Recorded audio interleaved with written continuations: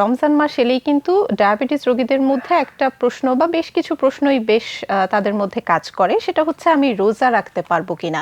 তো ডায়াবেটিস রোগীদের জন্য রোজা রাখা এটা কতটা নিরাপদ? প্রত্যেকটা ডায়াবেটিস রোগী রোজা রাখতে পারবে। প্রথম কথা যদি একদম প্লেন করে বলি যে হ্যাঁ, রোজা রাখা ফরজ। প্রত্যেক মুসলমান নরনারী রোজা রাখতে পারবে, যাদের ডায়াবেটিস আছে তারাও। ডায়াবেটিস রোগীর কিছুটা ঝুঁকি আছে রোজা রাখার।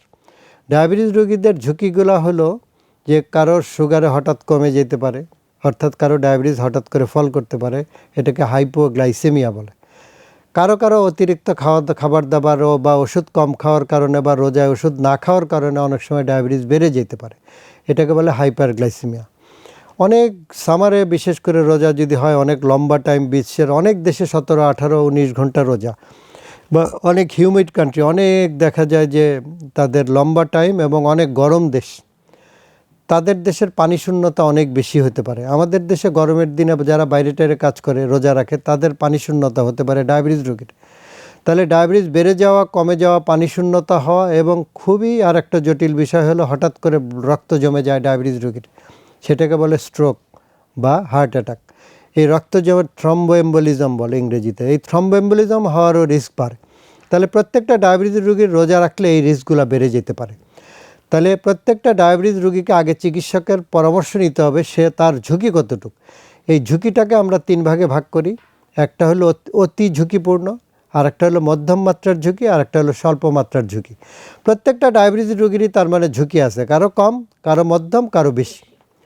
তাহলে ঝুঁকি বেশি কাদের? ঝুঁকি বেশি তাদের যারা দীর্ঘদিনের ডায়াবেটিস, যাদের হার্টের অসুখ আছে, যাদের কিডনির অসুখ আছে, যাদের লিভারের অসুখ আছে, যাদের ব্রেনের অসুখ আছে, যারা অত্যন্ত দুর্বল, আগে এরকম বারেবার সুগার কমে যাওয়া হাইপোগ্লাইসেমিয়ার ইতিহাস আছে, যাদের খাবার দাবারের মানার অভ্যাস কম, রিসেন্টলি দেখা যায় যে এরকম হাইপোগ্লাইসেমিয়া হয়ে গেছে, এদেরকে দেখা যায় যে তাদের ঝুঁকি অতিমাত্রায় বা অত্যধিক বেশি।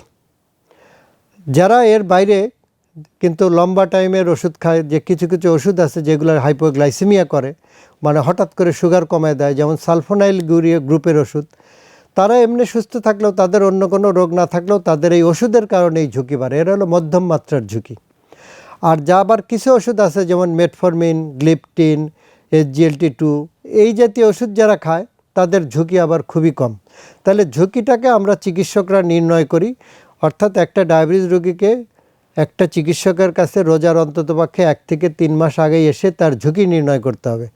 সেই ঝুঁকি অনুযায়ী একজন চিকিৎসক তার ওষুধের মাত্রা এবং ওষুধের কোন ধরনের ওষুধ তার খাওয়া উচিত সেগুলো নির্ধারণ করবেন, তার সমস্ত ইতিহাস জেনে, তার দীর্ঘদিনের ডায়াবেটিস কিনা, তার আগে সুগার কমে গেছে কিনা, তার কিডনি লিভার ঠিক আছে কিনা, বা তার ঝুঁকি কতটুকু, সেগুলো নিরূপণ করে ঝুঁকি নির্ণয় করে।